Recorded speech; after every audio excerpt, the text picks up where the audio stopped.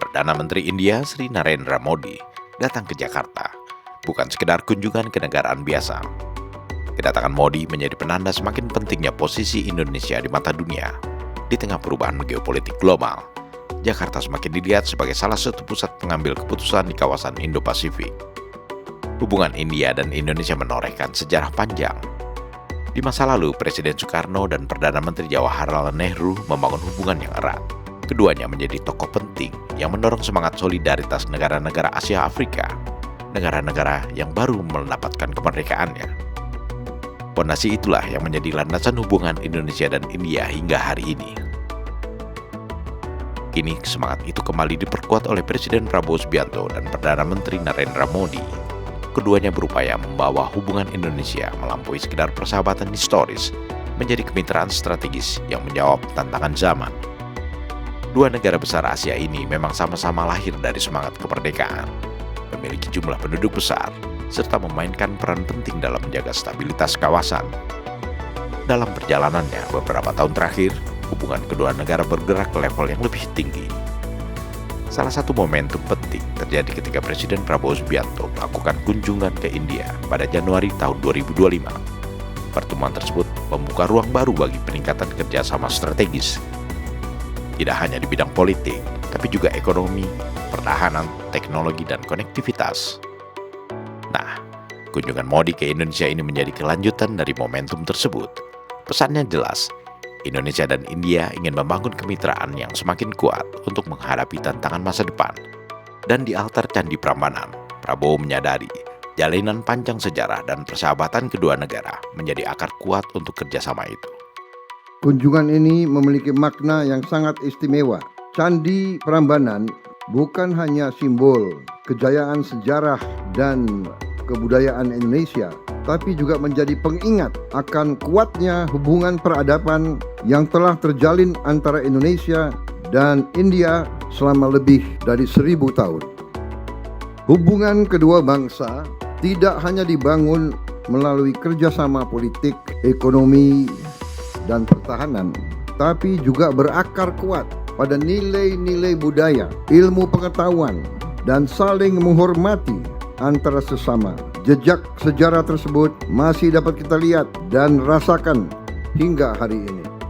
Dunia sedang berubah, persaingan antar negara besar semakin kompleks, stabilitas kawasan menjadi faktor penting bagi pertumbuhan ekonomi.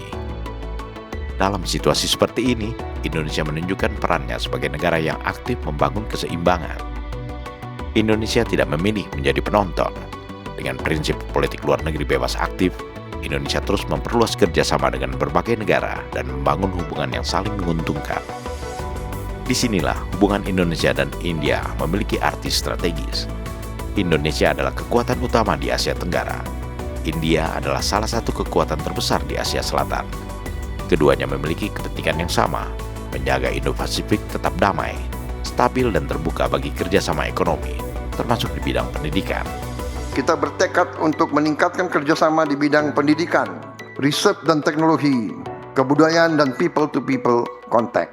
Di bidang pendidikan, baik Perdana Menteri Modi dan saya mendukung didirikannya kampus Indian Institute of Management dan juga kemungkinan Indian Institute of Technology di Indonesia, dan juga meningkatkan jumlah mahasiswa dan mahasiswi Indonesia untuk belajar di India. Kami yakin kesepakatan tersebut dapat segera diimplementasikan sehingga memberi hasil dan manfaat nyata bagi masyarakat kedua negara.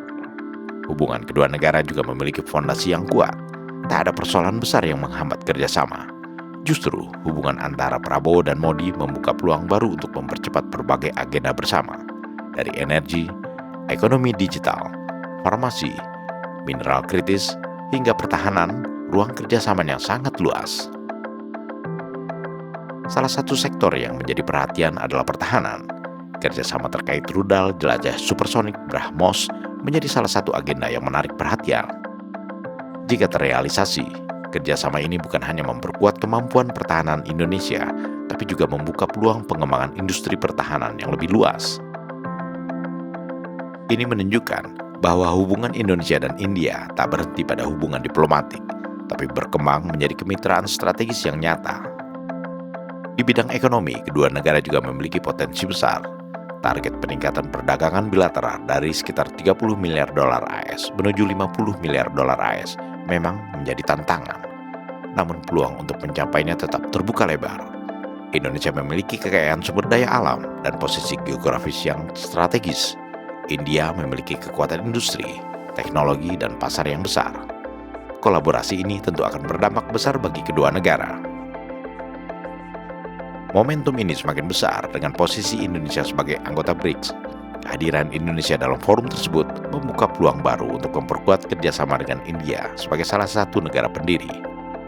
Selain itu, koordinasi melalui forum seperti G20 dan Asosiasi Lingkar Samudra Hindia atau IORA semakin memperkuat peran kedua negara dalam membentuk agenda kawasan. Namun, keberhasilan sebuah hubungan internasional tidak hanya diukur dari banyaknya dokumen yang ditandatangani. Yang paling penting adalah bagaimana kesepakatan tersebut diterjemahkan menjadi program nyata. Dan disitulah tantangannya.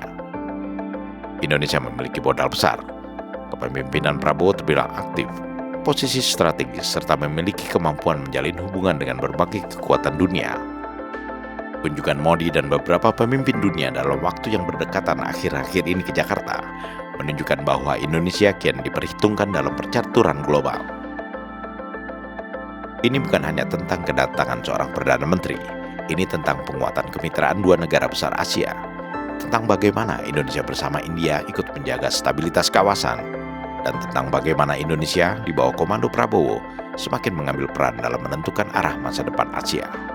Saya menyampaikan penghargaan yang setinggi-tingginya atas kunjungan yang mulia ke Indonesia. Saya yakin ini akan menghasilkan persahabatan yang lebih erat, kepercayaan yang lebih mendalam, dan nilai nyata yang berguna bagi kedua rakyat kita. Kita adalah dua demokrasi terbesar di dunia. India sekarang sudah menjadi negara dengan penduduk yang terbesar di dunia. Indonesia sekarang yang keempat di dunia. Jadi kerjasama antara kita berdua pasti akan membawa kebaikan bagi kawasan. Marilah kita terus melangkah bersama, membangun kemitraan yang semakin kokoh demi masa depan yang lebih sejahtera bagi rakyat Indonesia dan India.